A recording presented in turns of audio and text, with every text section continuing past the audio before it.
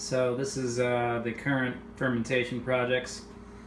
I wanted to make this video mostly because we've been mostly successful with our fermentation products so far, but recently we had a couple hiccups, and maybe if anybody ever watches this video, they might be able to give me some advice. First, with the successful ones, we successfully made sauerkraut many times. It's good stuff. This is the first time we've actually just done all cabbage. Usually we put a few garlics and jalapenos in there, spice it up a little bit, garlic it up a little bit. But we wanted to actually just make plain sauerkraut for once. So this is going well. The green in the top is actually a cabbage leaf that we use to kind of keep it all the sauerkraut that we're trying to make down in the brine. I don't like any of it sticking out. First time I ever did this was actually in college in economic botany, and the sauerkraut I made in that lab actually formed some mold on top. We haven't had that really happen with any of our sauerkraut per se, but we did have an issue with a recent batch that I'll talk about in a minute. But another success that we've done, and this is lacto-fermentation of course, is fermented garlic and honey. This stuff is amazing. This is like probably 5th or 6th batch we've made of this stuff. It is great for when you're sick, have a cold, have a sore throat. You got the antimicrobial properties of garlic itself. You got the antimicrobial properties of the raw natural honey that we use to actually provide the lactobacteria. Anyway, this stuff is really good. Some other successes we've had, lacto-fermented pickles. We did actually used to just pickle in vinegar, but I wanted to actually do actual fermentation. So we've done these lacto-fermented pickles.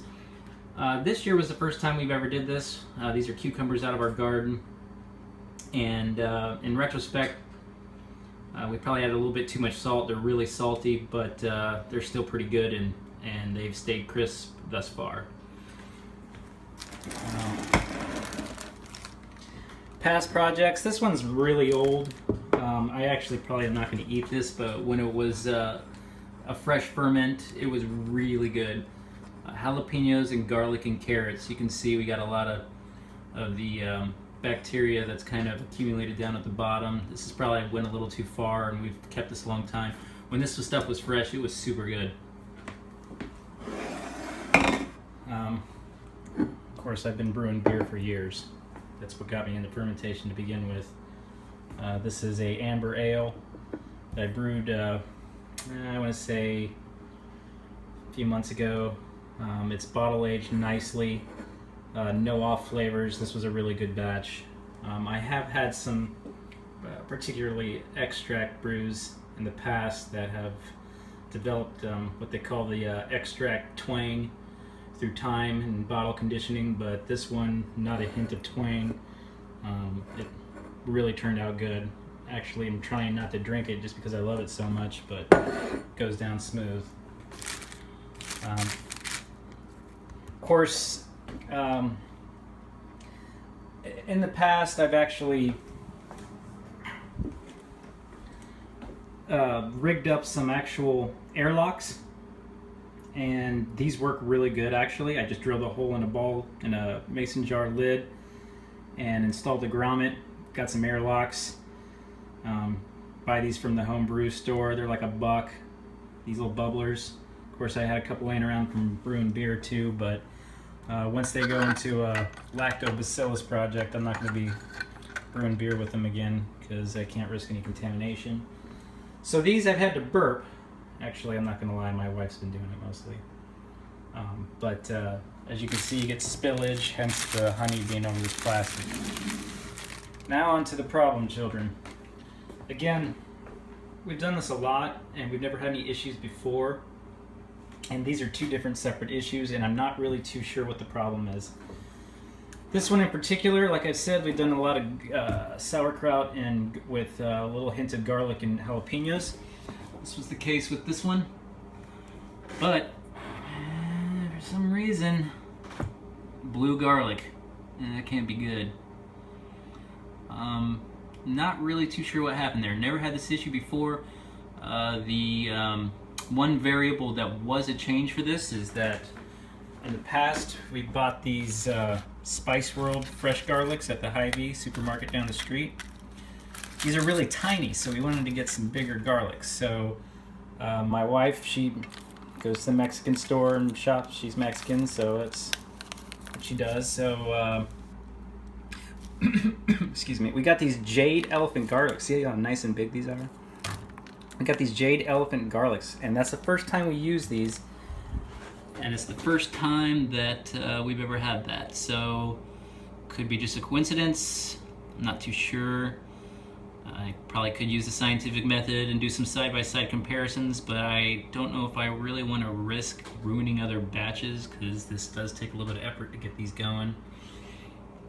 But another interesting thing, she bought these from the Mexican store, but it's a product of China. It's kind of hilarious. But you see, we got a lot of these, so it's a shame not to use them, but I did find this really cool little garlic roaster at a thrift store the other day. It was brand new.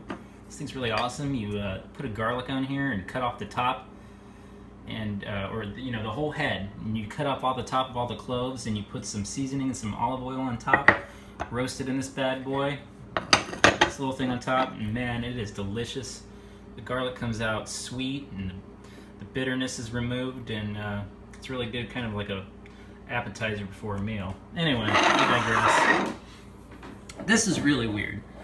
So we've done jalapenos with garlic before, jalapenos and garlic and carrots, and we've even done one which was jalapenos, garlic, carrots, and radishes, and all those turned out really good. This actually isn't jalapenos. These are, it was actually called a salsa plant, and I'll admit my ignorance, I really don't know what kind of peppers there actually are. Probably some sort of weird genetically modified hybrid or something. But anyway, this came out, I'm gonna be honest, I didn't even taste these. My wife put one in her mouth and she instantly spit it out and said it was horrible, so I didn't bother. I kind of waited around to see if she's gonna get sick. But anyway,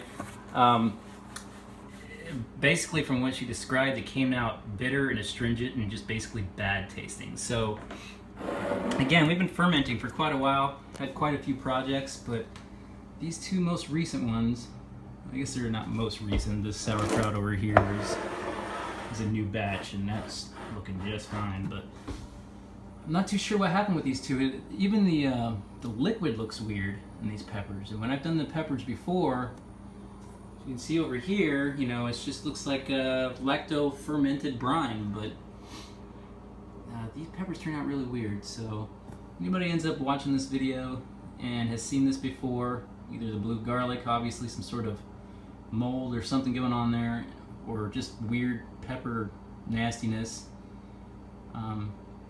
leave a comment. I'll leave this video up for a while. I made this YouTube channel to put up my music, but that seems to be a ever ongoing project that never gets completed. So anyway, I figured I'd use this for now. Love fermenting, love the miracle of fermentation, and love the cerveza. Alright, later.